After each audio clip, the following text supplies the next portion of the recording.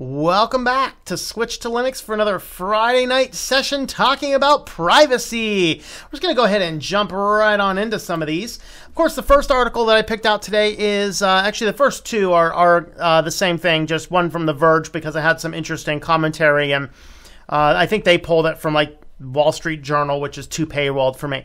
So AT&T is acquiring the AppNexus to help it sell even more ads. Hooray! So AppNexus is one of these big conglomerate data mining companies that just has access to all sorts of data, and we're going to hear about the wonderful misfortunes in one of those coming up in our security section because, yeah, there was a leak. But AT&T buys AppNexus so that it can basically utilize more avenues and more data. In fact, here is AT&T's actual press release.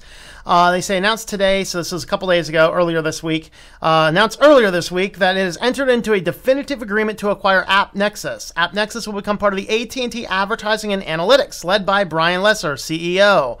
AppNexus is a technology company that operates a leading global advertising marketplace and provides enterprise products for digital advertising, serving publishers, agencies, marketers, and scammers all over the place. But they left that part out. It's too bad. All right. With this proposed acquisition of AppNexus, AT&T is investing to accelerate the growth of its advertising platform and strengthen its leadership in advanced TV advertising.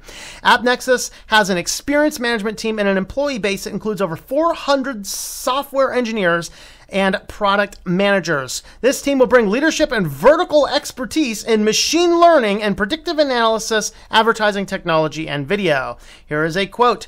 Ad tech unites real-time analytics and technology with our premium TV and video content, said Lesser. We need to hear Lesser from him. So we went out and found the strongest player in space. AppNexus has scale of infrastructure, advanced technology, and diverse talent. The combination of AT&T Advertising Analytics and AppNexus will help deliver a world-class advertising platform that provides brands and publishers a new and innovative way to reach consumers in the marketplace today. Of course, let's just go ahead and continue this thread. This is just getting too exciting. AT&T will continue to invest in and build on AppNexus's foundation technology, which integrates with AT&T's first-party data, premium video content, and distribution. AT&T has more than 170 million direct-to-consumer relationships across its wireless, video, broadband businesses. AppNexus also extends AT&T Advertising and Analytics footprint globally, expanding into Asia Pacific, Australia, Europe, and Latin America.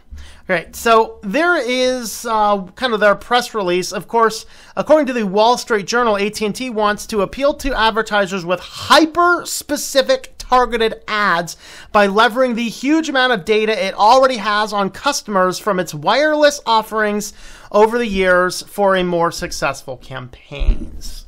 Now, remember earlier, I think it was late last year, actually. Maybe it was early last year. I don't remember. It's all blending together for me now. The privacy rules were struck down that an ISP now has the ability to sell information regarding how much, which websites you enter. Now, of course, if you are on an encrypted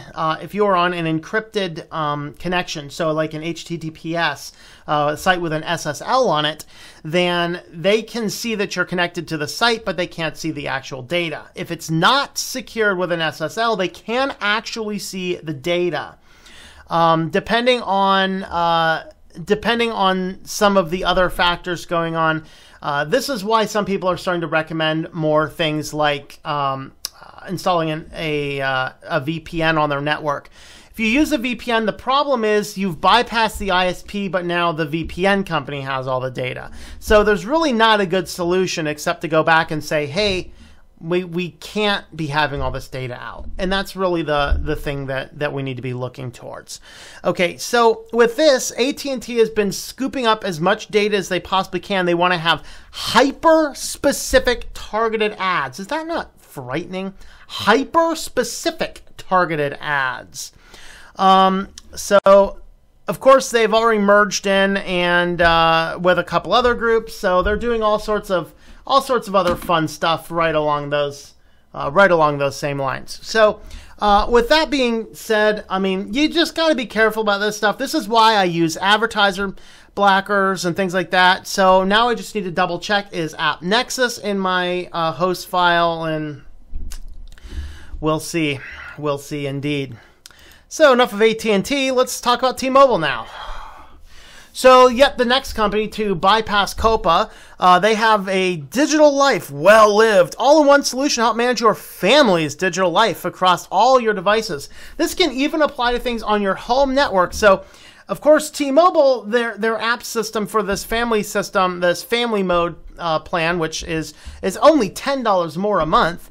You can get this, in which case you can limit your kids' access to certain content, certain websites, certain time periods of the day. Again, the concept, that type of stuff, as a home network administrator, I think is a great thing. But when we're handing all this data off to another company to manage it, because basically what you have to do to make this work in your home network is you get a separate device. You put this device in between your router and your devices. So in other words, you have a modem, then a router, then your device. Well, you insert this device in between. So now it goes from your modem to your router to this T-Mobile specific device to your devices. And this T-Mobile specific device has the capability of sniffing everything that you're doing, because it has to monitor the specific devices and the very specific things that are being used on the devices. It has to know to cut out certain devices, all the type of stuff I love, because on my PFSense router, I can do all this stuff actually on the router system itself. So I encourage you, if you have the opportunity, invest in a PFSense router or something you can run PFSense on, because it's a lot better solution than paying T-Mobile this. Now, of course, the problem with using my solution is if they kick off the home network, then they're free on that. So you can understand the purpose and the need, but I still ask the question, if I have to be a parent and limit that kind of stuff, maybe the kid is not ready for the smartphone yet. In which case, I don't think kids should have smartphones until they're at least late teenagers. There's too many bad things, and we as consumers do not have the ability to control what the smartphones that we dish out thousands of dollars for these things, and we have no ability to control what's on it. And that is, again, why I run Lineage on my phone, because I have the ability to push my own custom host file on this, and I have more control over my device with that. So that's kind of what I recommend there. Of course, I'm just going to comment on this briefly, and we'll see if there's anything in here that we can look at real quick. I didn't get a chance to read this in the finest of details, but California did just unanimously pass the toughest privacy laws in the country. I think a miracle just happened, because there is a huge coalition of every one of your big ISPs and digital company lobbies. Facebook was there, Google was there, all lobbying against this. It passed unanimously in the House, in the Senate, and was signed by the governor all in the same day. The unfortunate thing is it can still be modified, and it doesn't come into effect until 2020, so it's at least a year and a half out. So the start of 2020. So yeah, I've read about a year and a half out. But of course, there is still more room for them to massage and work in whatever they want. But regardless, this new law passed. It's basically, it rings very much like the GDPR over in Europe. I'm not sure if it has the same cookie stuff, which, you know, maybe it does, maybe it doesn't. I don't know. But overall, this is basically a law saying that you have the right to be forgotten, and you have the right to know what data is being used. Actually, I'm not 100% sure if the right to be forgotten is in here or not. Honestly, I didn't get a chance to read it in full detail. I was just impressed that this actually had passed. And let's go ahead and do this one before we get into our final story here. Amazon, of course, now has the Echo Dot Kids Edition. Now the thing has support for Spotify. So yeah, we just have too many of these little devices for little kids. I don't want to say a lot more than that. Of course, this is the Echo Dot. Of course, it has these fun little things in here, like the skills. So like they mentioned, it has a new skill, right? New new kids skill called Disney Dailies includes jokes and sketches taking place in the Zootopia world. You know, there's some bad stuff on the internet about the Zootopia world, too. I'd be a little leery about this because Disney doesn't necessarily have a good track record. And do we really need, like, what is this kid's skill? Ooh, the kid has a new skill. It has learned to talk to its personal AI assistant that tracks everything they do. Ask it to tell it a joke. Guys, let's get serious about COPA. And you parents, if you're a parent and you have given your kids an Echo Dot in their room, you need to have your head examined, to be perfectly honest, because it is not worth getting our kids used to all of this technology. Go out and learn to do some things manually once in a while. Oh, Lord. You know what I had to do the other day? I actually had to go over and I had to take 4 steps and turn on my MP3 player and then turn on the speaker so I can listen to music. I about died. Guys, we don't need these smart speakers in our life. We really don't. All right, on to our fun, controversial story. Of course, I'll start with the Ars Technica article. I thought I got rid of all these things. All right. So the Ars Technical article here says, Facebook patent would turn your mic on to analyze how you watch ads. Okay. So here is kind of what they're polling something. I think this comes out of the, I'm not sure if that comes out of the thing or not. Of course, The Verge comes out and says, no, Facebook did not patent secretly turning on your phone's microphones when it hears your TV. And of course, this guy here, I don't know who this Nilay Patel is, but he is certainly a Facebook fanboy.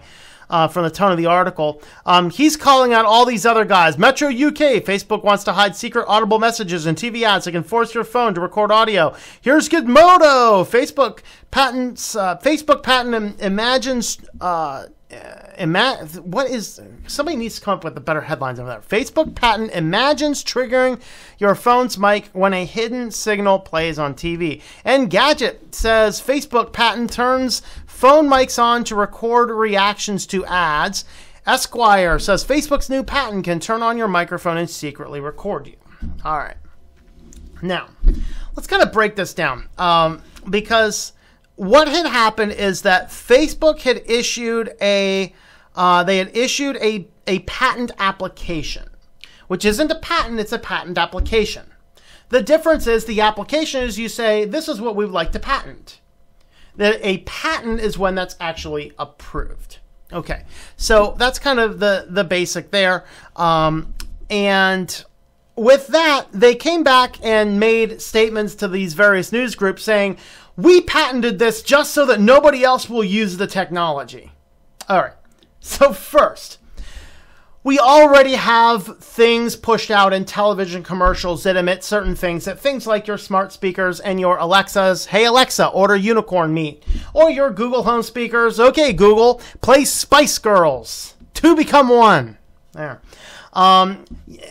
There are already things that causes this technology to work. Okay? There's already parts of the ad networks that do make this type of stuff work. It's already active and present in the wild. Okay, that's the one point. Number 2, regarding Facebook listening on microphones. I did the Facebook experiment where I used a brand new phone with a brand new phone number, a spoofed account, did not allow it on the network. I basically conducted a full broad scale scientific experiment to determine, does Facebook listen in on your microphone? And I kind of determined, no, it doesn't, but it is a nest for porn. So it's not something I'd probably want to let my kids near, at least until they're old enough to know how and what to handle it. Not to say that Facebook always degenerates into that, but the fact that it's a possible option is bad enough. But my overall conclusion is no, I don't think Facebook was listening in on anything. So I don't think they were doing that. Now, of course, what their patent over here says, this is what they say. Now, and I'm going to call out The Verge on this too. This is yes, The Verge is right, but you're such a moron. Okay, so here is the part that he's commenting on from the patent application. It says a computer implemented method compromising receiving by an online system from a client device a data set comprising an identifier of an individual associated with a client device, an ambient audio fingerprint representing an ambient audio captured by the client device during broadcast by a household device in the vicinity of a client device, and time information indicating a length of time ambient audio captured by the client device, identifying a user profile associated with online system based on identifiers of the individual received from the client device, identifying the content item associated with the broadcast based of the ambient audio fingerprint, determining there was an impression of the identified content item by the identified user associated with the client device in response to the length of time the ambient audio exceeding a detection threshold, logging the impression of identified content item associated in the user profile of a data store on the online, determining if the impression data or the data exceeds a threshold impression value, and the responsive to determining the impression data on the data stores exceeds the threshold impression value, sending an instruction of content provider to the increased broadcasting frequency of the content item on the household device. I think I just read a bunch of random words. I'm not completely sure.